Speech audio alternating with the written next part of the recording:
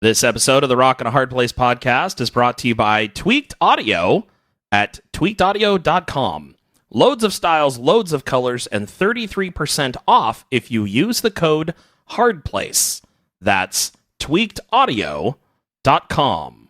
This is the Rock and a Hard Place podcast. I'd sit this one out, Cap. I don't see how I can. These guys come from legend. They're basically gods. There's only one God, man. And I'm pretty sure he doesn't dress like that. You don't know the power of the dark side. Let's not stand on ceremony here. And now, here are your hosts, Chris Cooner and Paul Gibson. Hello, everyone, and welcome to this episode of the Rock and a Hard Place podcast. I'm only giggling because Paul is making some very crazy faces on the other end of the video stream. He's trying to be Bane, and then he's trying to mimic our voiceover guy. But that it didn't go so well from the perspective of those of you who could not see him. But I enjoyed it very much. How you doing, Paul? I'm doing good. And for those of you who are only listening to the audio portion, I have no clue what he's talking about. Exactly. Because that's how we roll. That's right. That's right. And to answer your question more specifically, I'm doing just dandy. I'm doing good, halfway through the week. Still got the rest of the Christian Rock 20 to finish early tomorrow. So yay! Yeah, I know. You need to get me my promos so that I can throw them into the rotation before people start asking me, why are you still playing the promos from last week's show? You should just play a generic one. I don't have a generic one. I've never grabbed your generics. I always just update them when the new ones come out. I'm lazy. Okay. I'm lazy. It's just the way it is. Fair enough. Well, I'll tell you what, because I know who the guest is, and I can safely say that I will do the promo first thing and have it to you ASAP tomorrow morning. Oh, that'd be awesome. Yes. I would like that a lot. You're so good to me, Paul. Is it because we were the first station who ever ran the Christian Rock 20 and who actually paid for it back in the day? Is that why you're so good to me? Yes, that's probably it. That, and you gave me free room and board for a few days. Yes. Business trips. A couple of times. Yes. Absolutely. Good times at that. You even took me out for my birthday. I know. Well, you were here on your birthday, so what am I going to do? Just be like, hey, there's your room. See ya.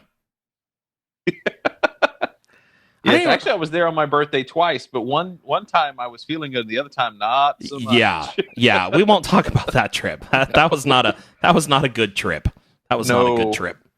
That was a bad, evil trip. I could go in lots of directions right now, but I'm going to spare Paul the indignities. Yes, please do. Oh, there's man. no need to go there. Nope. Well, we have a ton of news things to talk about and lots of stuff to get through. First thing I wanted to bring up is just last Wednesday, we were talking about, or was it last Wednesday? I guess it was the week before, because you had done the Louis solo, which was off of the Never Say Dinosaur Petra tribute album. Right. And then I was talking to you about the group, the Galactic Cowboys. Right. And I was like, that's the only song I ever heard of theirs, and you were almost appalled that was the case, that's... Still am. And then all of a sudden, what pops up in our newsfeed this week? But apparently the Galactic Cowboys are working on something.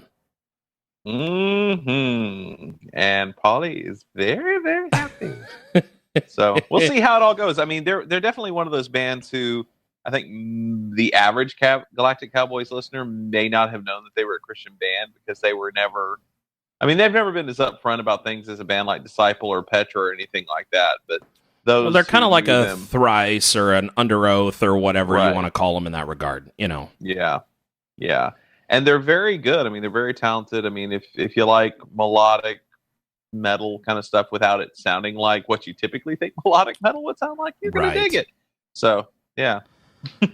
That's good. Yeah. So apparently, what got posted on our Facebook page by you, Mr. Gibson, was Monty just went and announced that a new Galactic Cowboys album is officially in the works, and you have to listen to Monty's Rockcast, which is the URL is montysrockcast.com.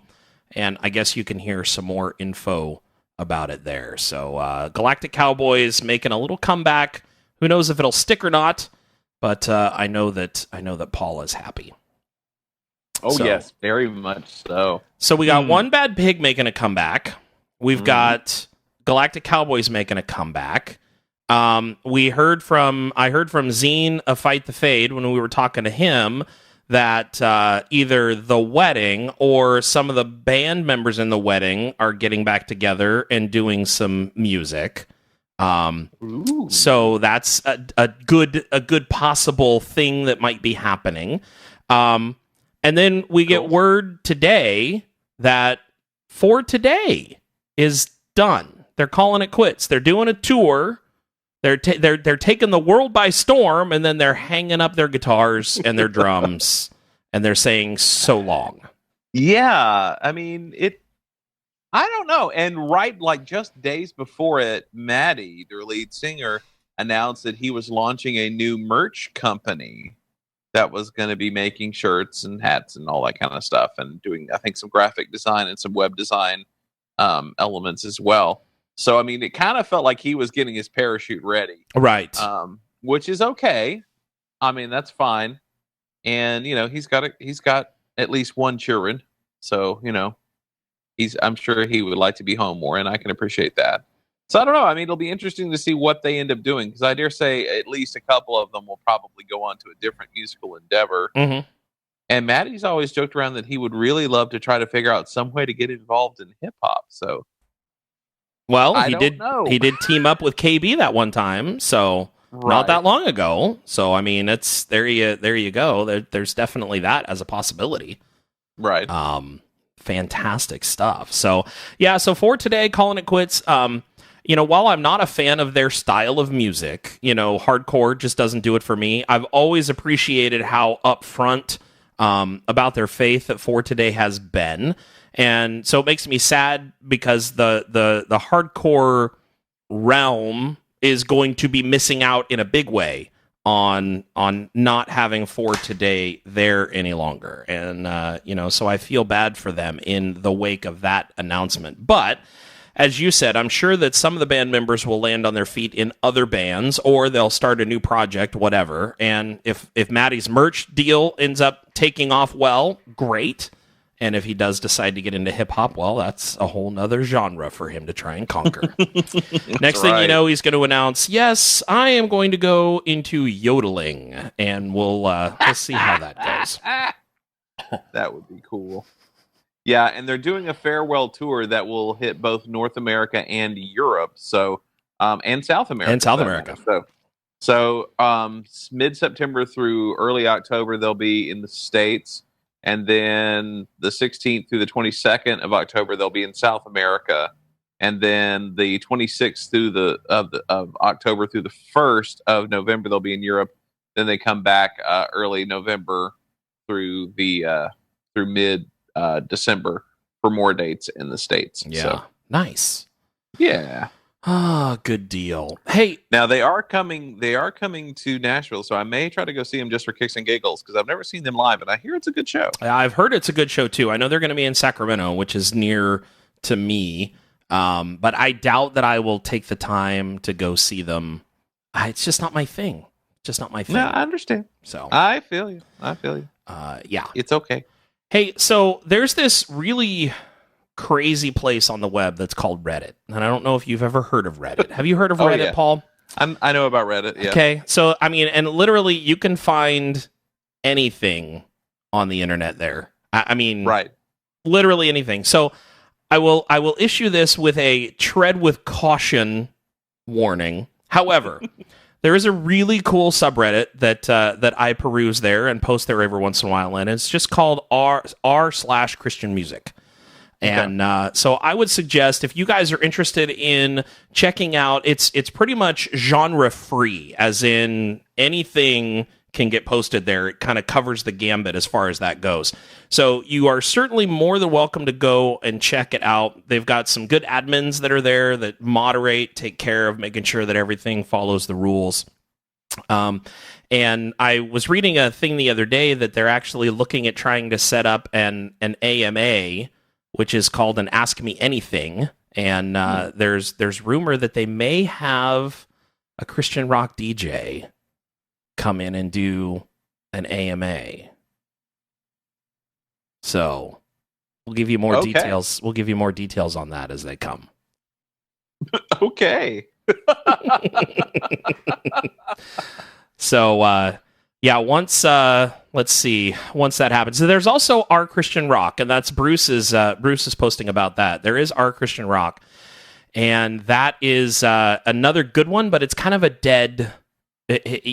Bruce posts in there a lot. He's trying to get it to take off, and it's just not happening. There's, Our Christian Music is pretty small. They've got I guess you would call it a diehard group that's pretty consistent, which is good. I mean, you need that small core, but they want to build it up a little bit. So if you're looking for music news, they post YouTube videos of songs they think are cool. There's all kinds of different discussions. They'd like to be able to do giveaways and that kind of stuff at some point. But they can't do that until the community grows to make it worthwhile. So we want to make sure that you guys know about it. So come out and check it out. Reddit.com/r/Christian music. And if you want to pop by Christian rock, you can do that as well. I mean, it would be fine to have a subgenre that's just specifically about the rock stuff.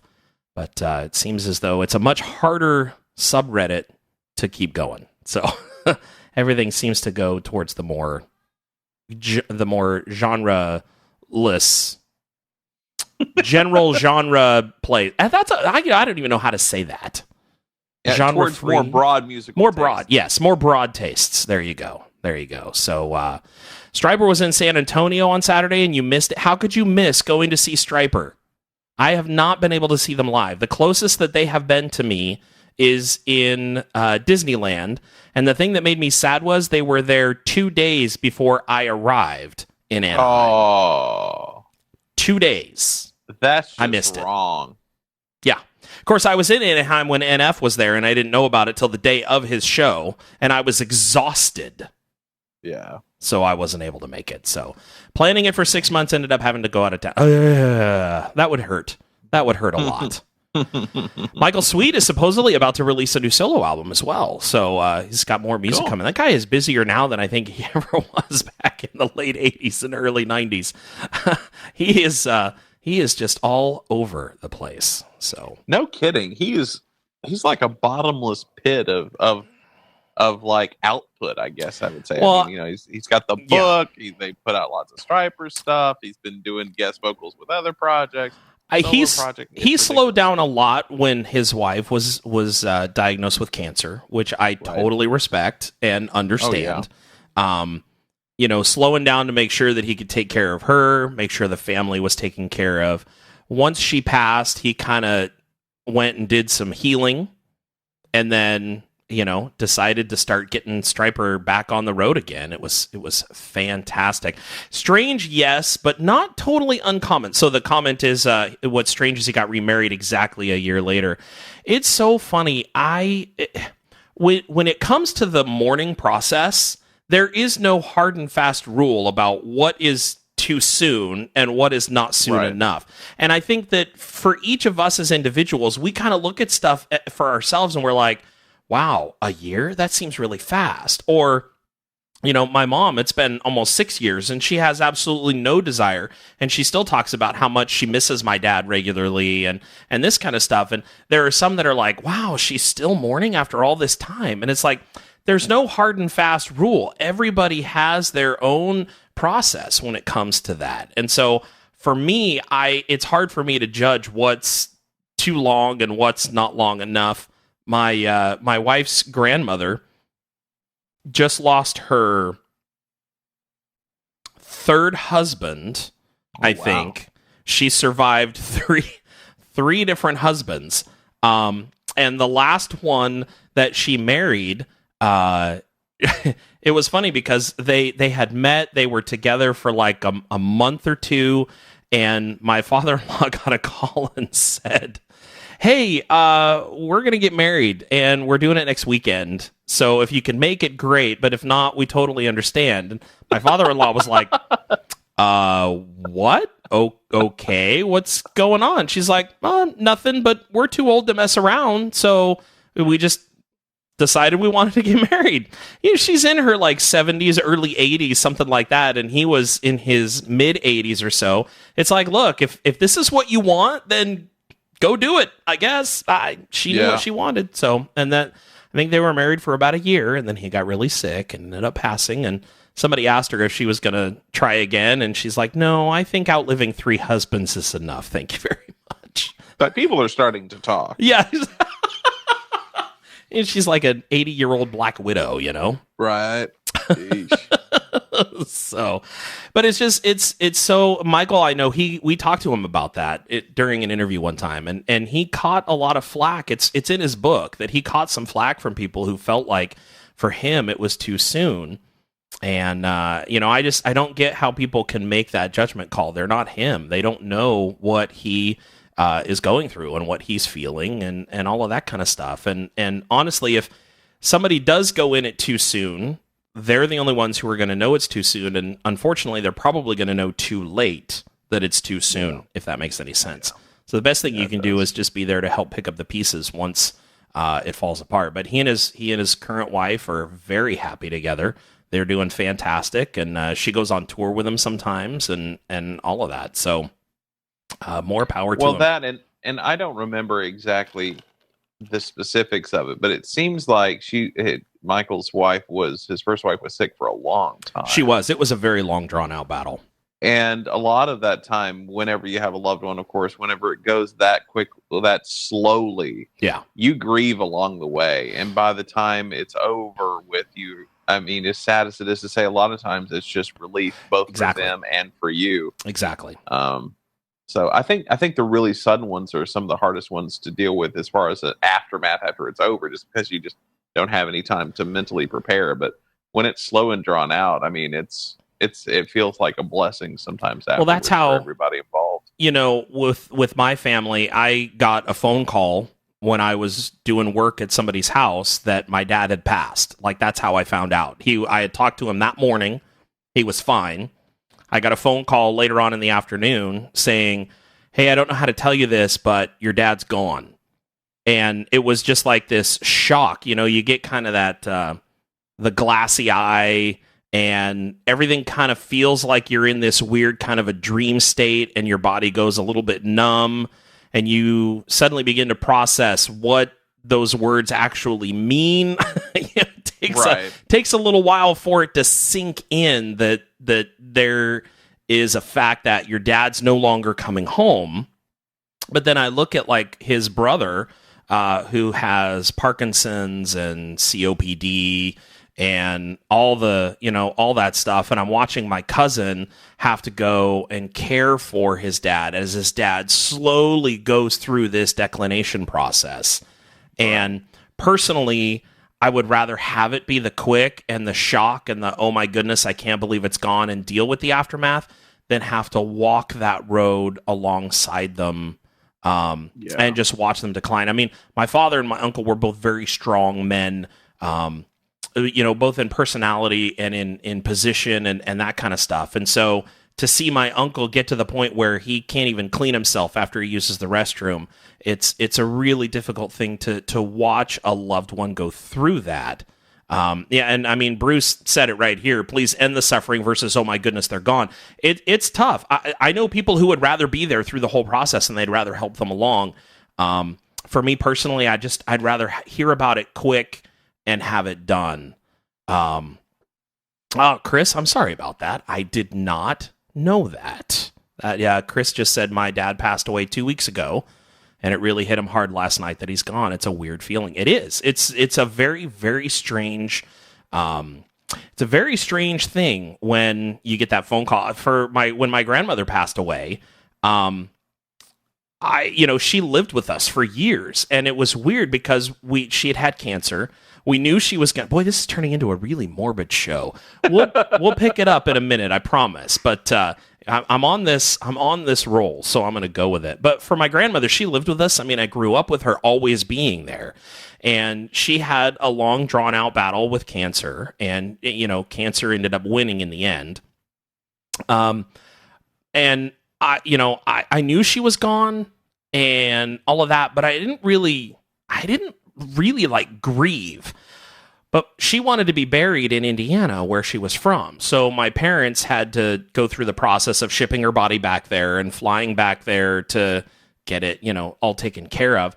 And it wasn't until my mom called me the day before they were going to bury her, and they were talking. She was telling me about the flowers that they picked out for her gravesite. And I hung up with my mom, and I bawled my head off for like 20 minutes. It was that point that it hit me that it was done. Like, there is no coming back from this. With my dad, I had to be really strong because I had to be the one to go to my mom's work and tell her that my dad had passed. And so it wasn't until I was strong for her. I got her. We went home. I walked in the door, saw my wife. She had tears in her eyes, and that's when I just lost it. I just completely lost it. And then it was tough over the next week. You've got all the plans that you have to make. You got all the stuff you have to do. All of these things that have to be taken care of. And I'm not the oldest child. That's my brother. He did nothing. I had to do it all. He was just a puddle on the floor. He sat down and he played through Batman, one of the Batman Arkham games. He just sat in my living room playing that game and pretty much disassociated himself from the rest of society for like that whole week. Anytime we got together to do plans, I went with my mom to pick out the casket. I went with my mom to deal with all the burial stuff. And, I had them reach out to the Air Force to do the whole flag thing at his service. And, my sister typed up the eulogy. It was crazy. It's like, I thought that was all supposed to fall on the oldest child. Apparently not in my family. Right. So, yeah. But, again, everybody's grieving process is different. I probably had a really tough 6 months, and then it picked up for me after that, realizing that I was going to have to step up and kind of take over in all those areas where he left off and be there for my mom as much as I possibly could and all of that. But again, 6 months for me, that was it. My mom, it's been 6 years almost, and she still struggles. And I get it. Oh, hello, puppy dog. I totally understand. The process is different for everybody. So just be there. Yeah, you're right. Sometimes people don't know how to deal with stuff. That's my older brother. He does not know. He knows two emotions: anger and laughter. And that's about the extent of it. So there you go. Cheers. Well, let's see. How do we transition out of that? Oh, yes, a puppy. There we go. The puppy just transitioned us. What a cutie. Oh, man. And she just got a haircut, too, so she's in good shape. There you go. That's awesome. Well, here, let's see what Garrett has to say about our updates on crowdfunding campaigns, all right? Sounds good. Now here's something we hope you'll really Hi, like. I'm Garrett Godfrey from the Crowdfunding Christian Music Podcast with a heads up about a crowdfunding campaign and a pre-order opportunity you might be into. First up is a Kickstarter to remaster and re-release Adam Again's 1990 album Homeboys on vinyl and CD. This is being done by Low Fidelity Records. They're the same folks that just released Adam Again's album Dig and did such a beautiful job with it. This will be the first time Homeboys will ever be available on vinyl. They're doing 5 different color variations for the vinyl, each limited to only 100 copies, and only 500 of the CDs will be made. They had a goal of $10,000. They're already 63% there, with 3.5 weeks still left. This closes July 31st. If you remember Adam Again or like alternative music with a bit of funk, head over to Kickstarter and search for Homeboys, all one word. And thanks go out to Indie Vision Music for tweeting about this next one, also involving vinyl. Anne Berlin is offering pre-orders for a box set titled Help Yourself. It's all 7 Anne Berlin albums remastered for vinyl with all new artwork, a 24-page booklet, and a custom slip mat. This is limited to 1,000 sets, only available from them, and the first 200 have already sold out. This will set you back $165 though, so it's for the hardcore fans. If you back any of these or just want to help them spread the word, be sure to let folks know about these campaigns before they close. And if you find out about a campaign I should know about, I'm on Twitter at TheOtherCCM, or you can message the podcast page on Facebook or Google+. Until next time, remember, great music doesn't just happen. Get involved. All right. Paul, I saw your eyes go big with that Anberlin set until you saw the price. No, I mean, it's a nice set. I'm still not a major Anberlin fan, but I mean, I'm the type that if I ran across that in a record store and it was like, $30 or something, I would probably buy it just because it's a cool set like that. But at the same time, like I said, not really a major Anberlin fan. So, yeah. All right. Well, let's see what else we've got going on in the news. Looks like Citizens and Saints, formerly just Citizens, has announced that they are going to have a new release studio album. It's called A Mirror Dimly, and it's coming out on September 16th. According to them, they want to push the conversation and openly address the search for clarity. We all search for something to believe in.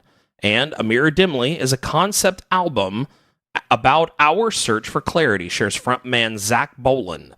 Faith and doubt aren't exclusive to Christian belief, but relative to the nature of the human heart.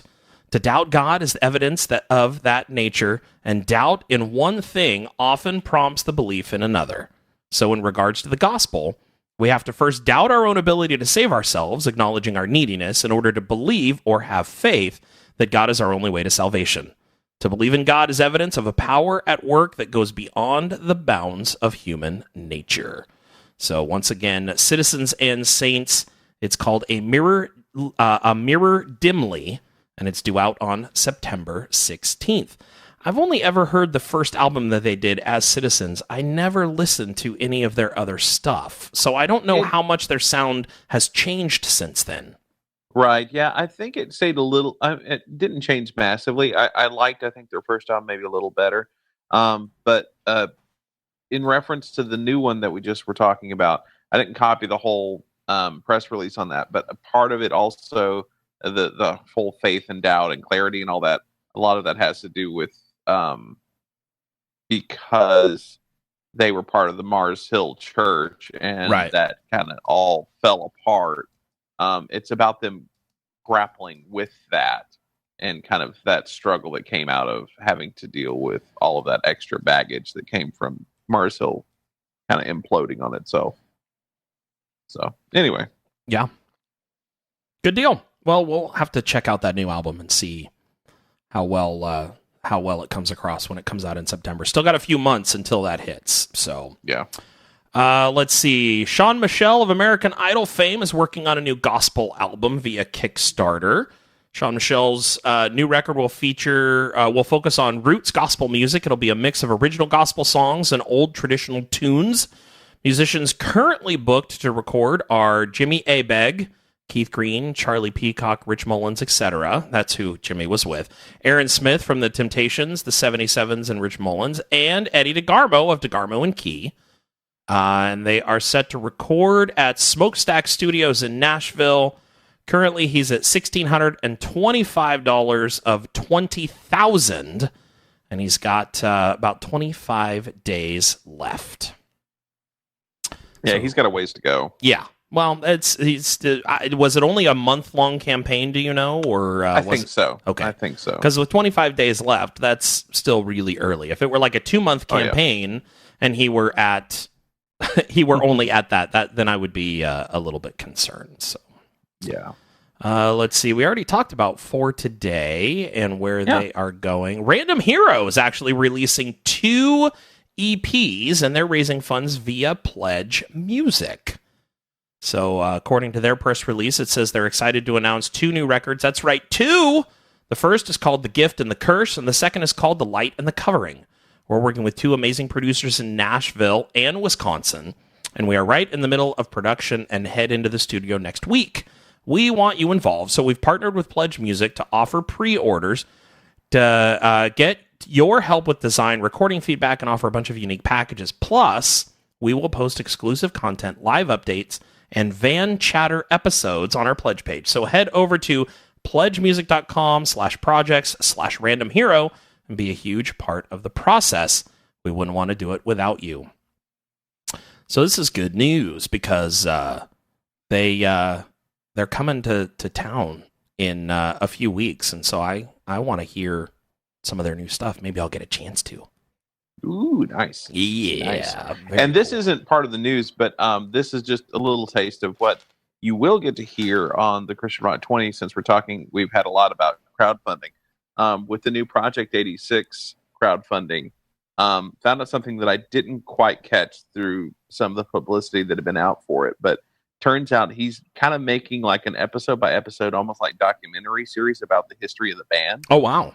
So as they're recording, he's going to be releasing videos that are basically him sitting around telling stories and reliving memories about certain chunks of time throughout the band's history. I think he's going to touch a little bit on every album they've done, Okay. and kind of some of the circumstances of that, and tell stories supposedly that have never been told before. So I thought that was really cool and kind of unique. So Good deal. I'll Very just throw cool. that out there. I know I was talking to Kirk the other day, and he pre-ordered the Project 86 album, back to the campaign, and he got to download Sabotage, the cover of the Beastie Boys Sabotage, and Kirk says it's fantastic. I have not heard it yet. It has not gotten my way yet. They're sending it to us, and then some stations who choose to will hopefully get it to play that version of the show. But I'm going to send out 2 versions. Oh, gotcha. After the whole "we don't want this to happen again" bit. Right. Because the original version does have the F-bomb in it once. It's like the only curse word in there, but does drop the F-bomb once in the original version. I'm like, somebody's going to complain. So, Now, okay, so I'm sure that Andrew's version, they've it doesn't flipped that have out. it. They cut that line out, and it really doesn't add anything. Right. To the song. This is the Beastie Boys we're talking about. Right. Yeah, it's the Beastie Boys. And the rest of the song, I mean, the rest of the song sounds like it could have been written by Project, honestly. And it turns out you kind of find out a little bit of this in the interview, but some of his original inspiration came from a Beastie Boys concert. Oh, wow. So that's kind of interesting. But so he's supposed to be sitting it my way. So one version of the show, which I'm sure will be the version Broken will play, because you guys are awesome. Guaranteed. We'll have Sabotage and then one other song off the new record. So we'll see. I'm going to give people an option, so if they want to wuss out, they can. Yeah. There's an interesting conversation going on in the chat right now about finding Christian music by going to Christian bookstores and sampling cassettes back in the early mid-90s. And Bruce was saying the first Christian rock cassette he bought was Not of This World by Petra. And you listen to it by today's standards, and it is nowhere near rock. It is so soft and so mellow. But at the time, they were making waves with that stuff because people were like, oh my goodness, what do we do with all this hard music that these kids are listening to? It's hysterical. And the long hair and the guitar. That's right. No, it's awesome how these little side conversations can happen. See what you're missing by not being here for the live recording. I think that you guys should try and check that out. We've got new Demon Hunter music on the way, apparently. There's a picture that shows, is that Ryan that looks like? It is Ryan, yeah. Yeah, singing into the microphone. So that is a good bit of news for those of you that are Demon Hunter fans. It's funny how, for me, and this is going to sound weird, but much more listenable the last couple of Demon Hunter albums have been for me. How they have kind of mellowed to a degree. They're not as screaming as some of their earlier, like you go back and you listen to the Triptych, and there's a lot of screaming and stuff, but you listen to their last album and it's just good hard rock. The last album, yes, but I would say the one before that was their heaviest record they've ever done. You think so? Oh, yeah. Really? I don't know that I would agree with that, but okay. We can disagree and still be friends. It's all right. Not the one they just released, but the one before that. Right. Yeah. Oh, yeah. That one's really. You think so? Really heavy. It's really heavy. Okay. I mean, Okay. not a bad thing, right? But yeah, I would say. I mean, to me, I think up till the record that they just released, I would say the Triptych was probably their most melodic record. Huh? That's interesting. But that's just my perspective. Everybody's got a perspective. That's right. That's right. Everybody's got one. Let's see. The Devil Wears Prada has lost their bassist. All that we know is this. With respect, we would like to let our fans know that Daniel is no longer in The Devil Wears Prada. We wish him nothing but the best with everything he does going forward. We're putting the finishing touches on our new album and look forward to releasing new music very soon. There you have it. Yep. Full story right there. All right. 100%. Yep. I don't understand what it is about these guys leaving bands right on the cusp of a new album. Like, we had Lacey leave Flyleaf right after they came out with their album. And then it's kind of like, okay, this album can't really gain any traction because we can't tour on it because the lead singer is different now. So we got to go back in the studio and make another new album. It just seems like there's a lot of this that happens. It's either in the works or the album just hits and they decide, okay, it's time for me to go. Yeah. I don't know. Yeah, Best of luck. I don't either. It's a cruel world. Cruel world. Oh, and Family Force 5 is now doing a YouTube documentary type thing called Living the Dream. So you can go check it out on their and that YouTube wasn't a channel. typo. It is meant to say mockumentary. Yes, I know it's supposed to be mockumentary because it's Family Force 5. I mean, yes, it's going to be silly and crazy and all of that good stuff. So if you want to go check it out, just check out their YouTube page. I'm sure you will find more. They used to do a thing called The Really Real Show, which was always a lot of fun. So yeah. This one might be slightly more grounded than The Really Real Show, but not by a lot. Yeah, it's Family Force 5. I don't expect much grounding at all, to be honest. Right. I haven't watched it yet, so maybe I'll be surprised. But yeah. Well, let's check out what Kirk has for us with the other stuff this week. Meanwhile, at the Hall of Justice.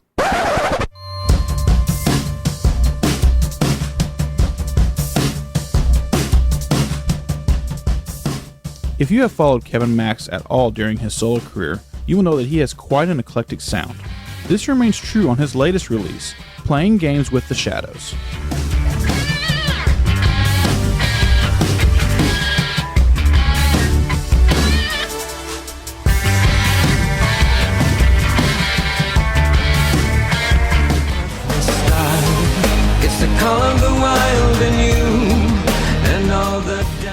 Max's 80s influences are all over this album in every way. While Broken Temples was Max's most commercial album of recent, Shadows is what Max calls his first real album release, with no co-writers or influences from others. It makes for an interesting but current listen. The girl with the tiger eyes. Marching in the shadows to a prodigal drum, hopeful in the waiting for. While the album is more electronic at heart, it does not leave live instruments behind, as Max's rock leanings show through the various pop influences. Intended for the general market, the album does have spiritual overtones, especially on the track Panic Button. A radical decision, anti-self-aware. Hold on to your seat and let the spirit be your guide. I'm hoping for friendship. I'm leaning. As with most of Max's work, if pop radio or the net grabbed a hold of this album, it would be huge. Playing Games with the Shadows, the latest album from Kevin Max, is available everywhere now. This has been Captain Kirk with The Other Stuff for the Rock and the Hard Place podcast.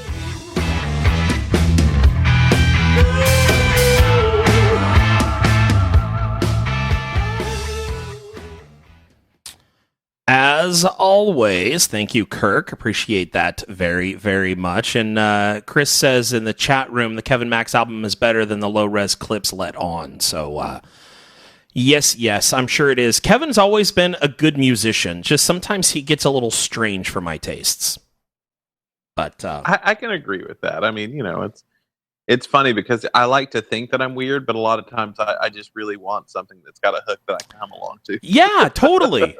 And I mean, the album before this last one, I can't remember what it was called now. Like something Pyramids or something Broken like Temples? Yes, that's it. Temples. Thank you. I listened to that one and I liked the album, but it's not one that I would like throw on my iPod and just let shuffle through. Like I would have to intentionally want to sit down and dive into that album in order to really listen to it. It's not what I would consider like background music, something I could just throw on and have going. It makes me think too much, I guess.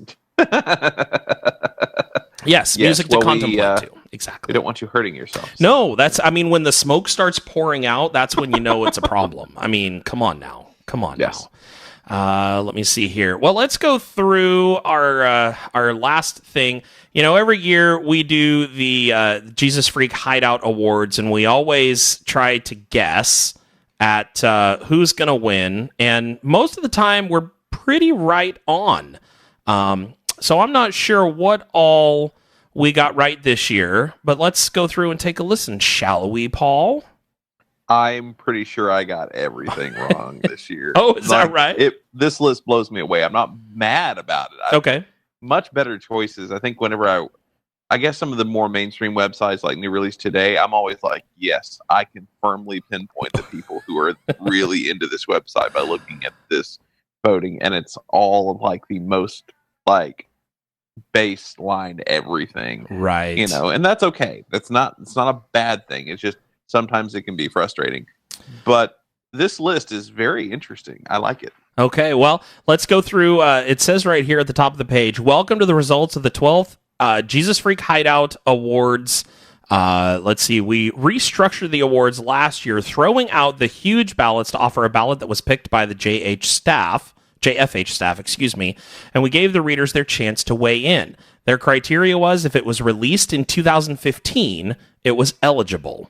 So you can check out the staff picks to see what they chose for their favorite songs and albums and all of that if you go to JesusFreakHideout.com. Make sure we give credit where credit is due. So Artist of the Year, here's your choices. In chat room, I'm interested to see who you think will get it based off of these choices, okay? So Artist of the Year, we have Falling Up, 21 Pilots, NF, Kevin Max, and Need to Breathe. So who do you think, without cheating and looking, who do you think might have gotten first place out of all those folks? See, for me, if I had to guess, like, okay, if this was not Jesus Freak Hideout, right? If these were the options and this was New Release Today, it would be Need to Breathe, hands down, no guessing. Guaranteed. But actually, It's funny because it was Falling Up who ended up getting first place. So, very cool. Very cool. Male Solo Artist of the Year. This one is pretty much a no-brainer, I think, on no matter what list you're going to see on this. You've got John Foreman, Toby Mac, Kevin Max, Matt Kearney, and David Crowder. And, of course, John Foreman actually won that, so that does not surprise me at all. Female Solo Artist of the Year. First place was Lauren Daigle. We had Holland in second, Lee Nash, Bianca, and Sarah Groves. MC of the Year, NF, actually beat out Andy Mineo, Flame, Jay Givens, and Crumb. And it lists him as Play-Doh. So I think he goes by both names. Both, yeah. You're not a real hip-hop artist unless you have at least two hip-hop names. Right, I mean, come on, let's exactly. be real here. So kudos to NF. I think that's fantastic. I'm definitely glad that he ended up winning that. New Artist of the Year, Holland first place. We had Atlas in second, which is kind of surprising me that Atlas was second. The Brilliance, Jay Givens, and Zealand Worship. So good deal on that. Album of the Year, first place, Falling Up by Falling Up. We had 21 Pilots in second with Blurry Face, Toby Mac with This Is Not a Test, NF with Mansion. Fifth was John Foreman with The Wonderlands. Spoken got sixth with Breathe Again. Matt Kearney with Just Kids, seventh. Emery, You Were Never Alone, eighth. Lauren Daigle with How Can It Be, ninth. And Third Day Lead Us Back was 10th. Now, I love the fact that all the really mainstream stuff is at the bottom of that list. It right. Makes me smile. Isn't that funny? Well, of course, it's Jesus Freak Hideout, so you would hope. Yeah. You know, Chris says in the chat room that it was a surprising list this year, and the Jesus Freak Hideout fans actually did a good job. That's his assertion, is that they chose well this year. Yes. Rock and Indie Album of the Year, we have Falling Up with Falling Up in first place. Need to Breathe, Live from the Woods, number 2. Number 3, Red of Beauty and Rage. That's higher than that should be. 4 is Emery with You Were Never Alone. 5, Atlas with Into the Sea. Disciples, Vultures EP was 6th. Spoken, Breathe Again was 7th. John Mark McMillan, Live at the Night is 8. Children 18-3 with Come In at number 9, and Pillar with One Love Revolution is number 10. Now, honestly, this Children 18-3 album, I think, is one of their best ever. It's good. It hasn't stuck with me as much as other. Is that right? Of theirs, Oh, but I think it's it is fantastic. really good, though. I really like it. So I think it should be. I think that it should have been higher up on the list personally. But now, what's funny is Falling Up is also in this acoustic indie pop album of the year. So it's up for 3 album of the year awards, and it nailed all 3 of them. Falling Up had the Falling Up acoustic EP. John Foreman number 2 with the Wonderlands. 3, the Wren Collective, As Family We Go. We got Wolves at the Gate with the Reprise EP. Josh Garrels with Home is 5th. 6th, Andrew Peterson, The Burning Edge of Dawn. 7, The Grey Havens, Fire and Stone. Drew Holcomb and the Neighbors with Medicine at number 8. J.J. Heller, Sound of a Living Heart at 9. And number 10, The Brilliance with Brother. Heavy Album of the Year. First place, August Burns Red, Found in Faraway Places. Number 2, The Ongoing Concept with Handmade. I am not sure if I like their song Amends. Okay. It's just a very strange song. They're an odd band. I've listened to it a number of times and I don't get it. So I had to say that. It's just weird for me. Number 3, Haste the Day with Coward. Number 4, For Today with Wake. Number 5, The Devil Wears Prada, the Space EP. Number 6, For All Eternity, Metanoia, I guess is what it's called. Yeah, that's right. Okay. Number 7, Before Their Eyes with Midwest Modesty. Number 8, Altars, A Profound Respect for Life EP. Number 9, Fall Star, Future Golden Age. And number 10, Withered Bones for the Ones I Love. Which I'm not familiar with Withered Bones. All the rest of them I'm pretty familiar with. Is that right? Okay. Yeah, that's okay. Yeah. Hip Hop Urban Album of the Year, first, NF with Mansion. Yeah. I'm all about that. Andy Mineo is second with Uncomfortable. Jay Givens third with Fly Exam. KB 4 with Tomorrow We Live. 5 is Derek Minor with Empire. 6, Tragic Hero, Below Paradise. 7, Social Club with Us. 8, Eshawn Burgundy with Fear of God. 9, The Battery, The Change Up. And 10, Plato and DJ Sean P with We Buy Gold. I can see the album cover having like one of those folks on the street corner with the big signs doing the dancing with the We Buy Gold. Yeah. You want to know what the album cover actually is? Yeah. It's a big mouth smiling with gold teeth that have written on them, We Got Gold. That's nice. Very cool. Let me see. Pop and Pop Rock Album of the Year. First place, 21 Pilots with Blurry Face. Number 2, Kevin Max with Broken Temples. Number 3, Toby Mac, This Is Not a Test. It's funny, Broken Temples actually outplaced Toby. I find that comical. Number 4, Matt Kearney with Just Kids. Number 5, Firefly with Innova. I've only heard the singles off of that. I have not taken the time to listen to that album. I don't even think I have that album. Is that right? Yeah, that's interesting. Lauren Daigle with How Can It Be? Owl City with Mobile Orchestra. Capital Kings with 2 or 11. I guess depends on it's 2 how you want to look at it. Yeah.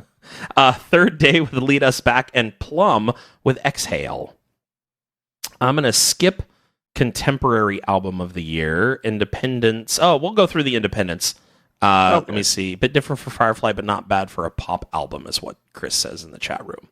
Let me see. Independence. There we go. First place, Josh Garrels with Home. Vocal Few, the Dream Alive EP. Copper Lily with their self-titled album is number 3. The Grey Havens, Fire and Stone, number 4. Is it Wilkes with Shells? The Shells EP, number 5. The Ember Days with... I almost can't read that. It's Valitus. Sure. Okay. I don't know. The Vespers with Sisters and Brothers at number 7. The Oh Hellos, Dear Wormwood at number 8. That's an awesome name. Pacific Gold was Sing My Welcome Home, number 9. And Joey the Jerk, Catch Me If You Can. Which is weird because Joey the Jerk is like one of the members of LA Symphony, which is like a hip hop supergroup. Yeah, it's odd that he's in this category, although I know his new record is a little bit more that realm, I guess, but still, it's funny. Yes, Wormwood from Screw Tape, I would assume that's the case. Saw them live, they had like 9 band members on a tiny stage, Chris says. Nice. And by the way, if you are wondering about the Oh Hellos, you can grab a good bit of their stuff off of noisetrade.com. Oh, nice. Cool. So, yeah. Good deal. Christmas release of the year. I'm very happy with who won first place on this. It is Project 86 with a very P86 Christmas. Number 2 was Mercy Me. 3, King's Kaleidoscope. 4, Emery. And 5, Stephen Curtis Chapman. So I didn't even know Emery did a Christmas album. Yeah. That's funny. Yeah. I don't remember hearing about that. And then it wasn't publicized horribly well. Apparently. Following up, Cleaned House with their best album cover art of the year. They got both first and second place, which I find hysterical. Jay Givens got 3rd, Atlas got 4th, and For All Eternity got 5th. So there you have it. The JesusFreakHideout.com Awards 2016. Those are your winners. And I would agree, it was a really good list. And I think the fans did a good job of choosing out their winners. Very cool. Very cool. Yeah, well. Okay, let's do a blender. Shall we? Yes, we shall. So the song blender is, of course, the time when we decide to torture Chris and try to squeeze fun information out of his ever wise mind, because we're going to take a song clip from a song that we know he knows, and we're going to spin it backwards. We're going to change the pitch on it, see if he gets it. If he cannot get it, then we will mock him only a small amount, and then we will take the pitch bend off, and then we will play it for him again. If he does not get it then mock him mercilessly. We shall, and play it forwards, in which case he will feel like a duffel pud. You were tough on me last week.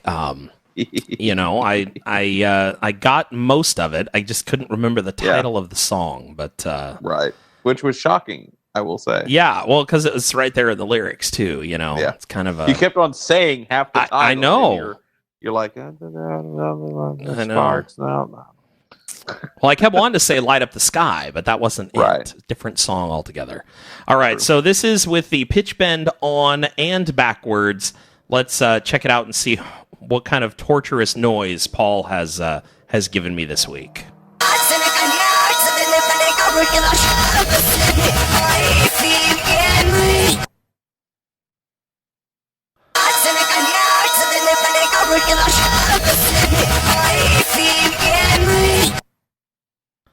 Wow.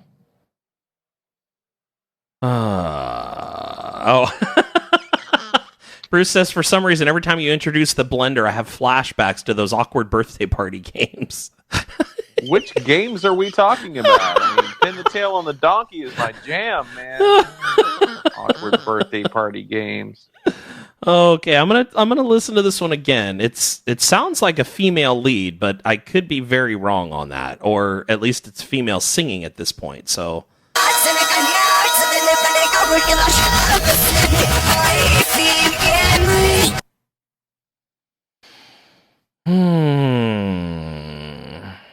My goodness, did you bend the pitch a lot on that one?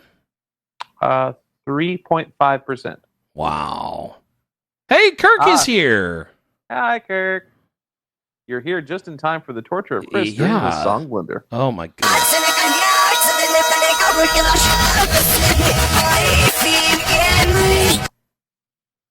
Boy, it sounds familiar.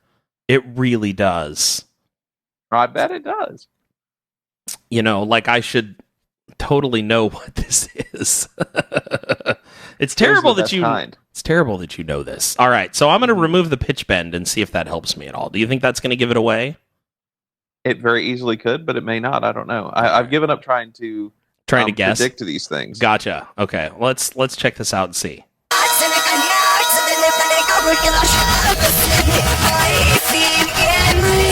That kind of sounds exactly the same. It was supposed to save again and save it differently. That sounds exactly the same. So that's not very helpful at all. hold that thought. I am mobile after all. So let's see. Talk about Tweaked Audio real quick. Oh my goodness. Well, our sponsor, as always, is Tweaked Audio, tweakedaudio.com. We love them. In fact, what you've been hearing Paul talking, he's actually using his very own Tweaked Audio headphones, and that's the microphone that's on them, and it sounds really good. In fact, I would venture to say it sounds better than when he uses his Apple earbuds microphone. So that is fantastic. You can check them out at tweakedaudio.com. And honestly, 7 styles, 7 colors, and I think they've had a few more even since then. I haven't gotten the latest copy of what it is that we're supposed to say, but loads of different styles, colors, types, all kinds of things, including the big cans that fit over your ears, which I actually had a pair, and they're really good for music. They've got a great sound. Yeah, and if you go and use the code HARDPLACE, you get 33% off your order. And you get free shipping, and you get a lifetime warranty, which Kirk has used at least once. It's fantastic. They take care of you in a really good way. So be sure to check them out. tweakedaudio.com. And it's fantastic. Now, I'll also talk about if you want to support us as a podcast, that's one way you can do it. You buy a pair of headphones. They give us a little bit of the proceeds of that. But you can also go to patreon.com and actually support the podcast that way as well. We have a couple of members that are monthly supporters, and we are so appreciative of that. Any amount is helpful. It can be, 25 cents a month, $1 a month, whatever the case may be. Send it to us. We love it. Patreon.com/RNAHP. And we would greatly appreciate it if you would be willing to support us like that. So you can check that out. Any questions or anything, you can check out our Facebook page, facebook.com/rockonahardplacepodcast or rockonahardplacepodcast.com is the website. And we've got links to the Patreon there as well. And the same thing happened as did earlier today. As soon as Paul walked back into the room that he was supposed to be broadcasting from, he kind of went away. So he sent me the blender. I am going to put this in here. I'm going to play the new blender sound, and we're going to check out what this is like while Paul works on getting back here.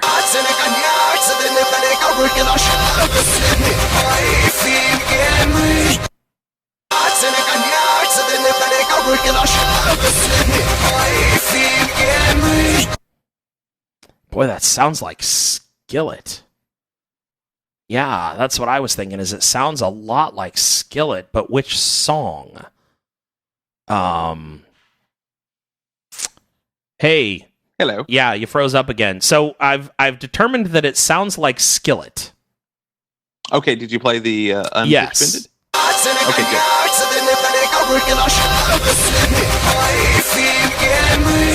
But I'm trying to think of which song it is.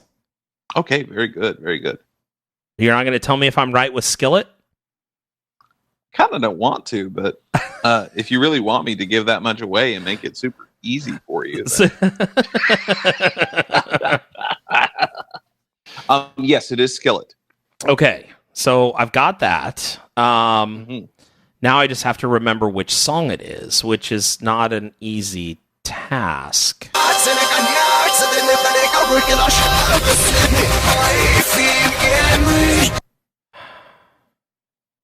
And I will fully admit something. Okay. I purposefully picked a weird part of the song because I knew it would screw you up. Yeah, no, I can tell that. I can totally tell that, because that is not a normal chorus, like chorus line type deal. But it does say the name of the song. Oh, does it? Yes! That's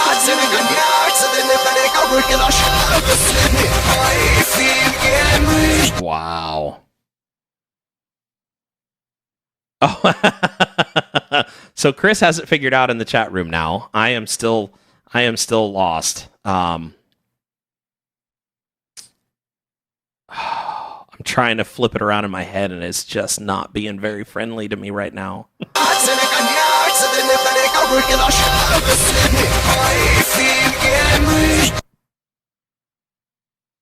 Yeah, I can't think of the song.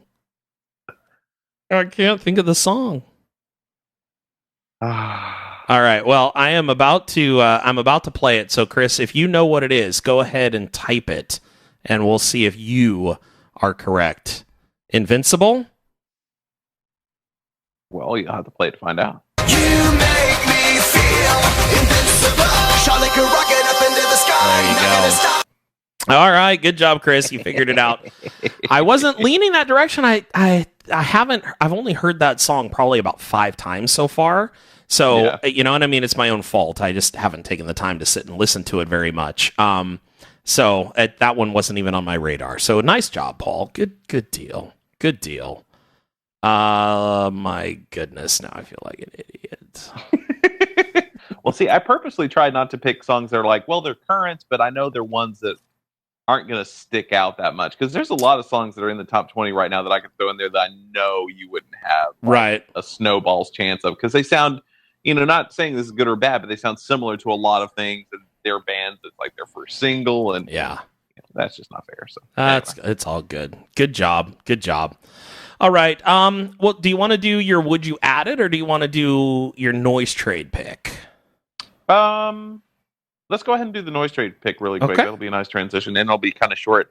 And I was making some assumptions with this because I didn't have enough time to do a ton of research on it. But this noise trade pick is from the band Silent Planet, and they're on Solid State Records, so they're like a metalcore band. They also have some interesting, funky change-up things that they do that I find really interesting. And I believe this is either an EP or a full-length record that I guess it's an EP that was released before they got signed. Oh, okay.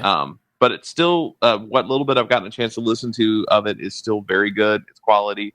And I think the song is called Depths that you're going to hear a clip from. So take it away.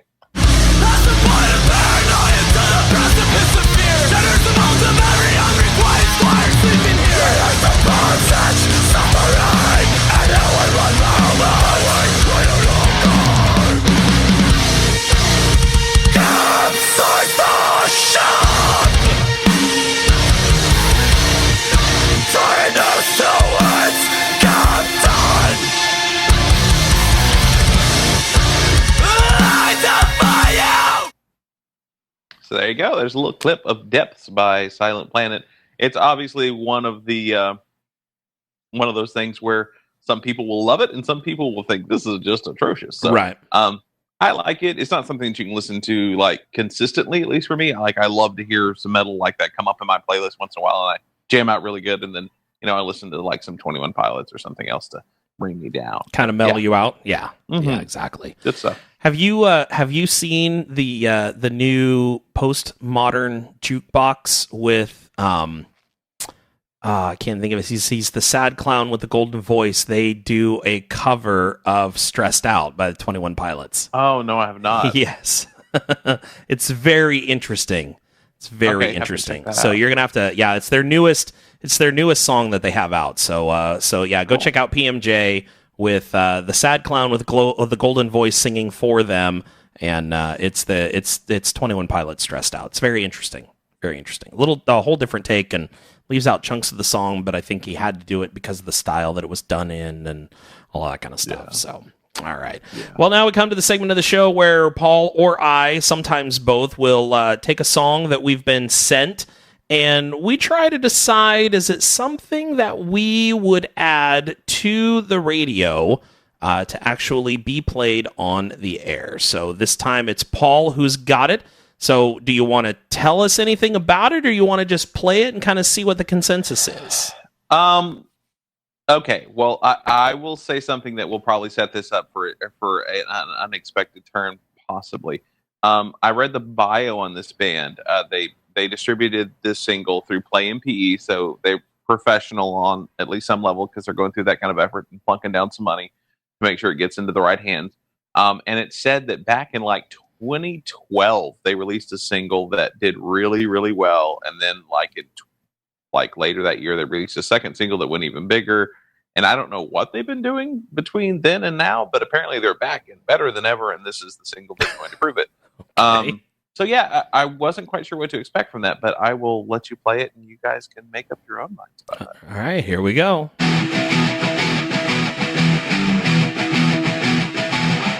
The scars of my soul make me smile at night, 'cause I learn how to live and I learn how to fight.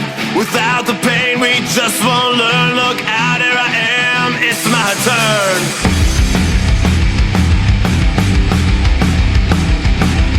A punch or two you may throw, here's my cheek, take another blow. Can knock me down enough to say I'll rise up strong.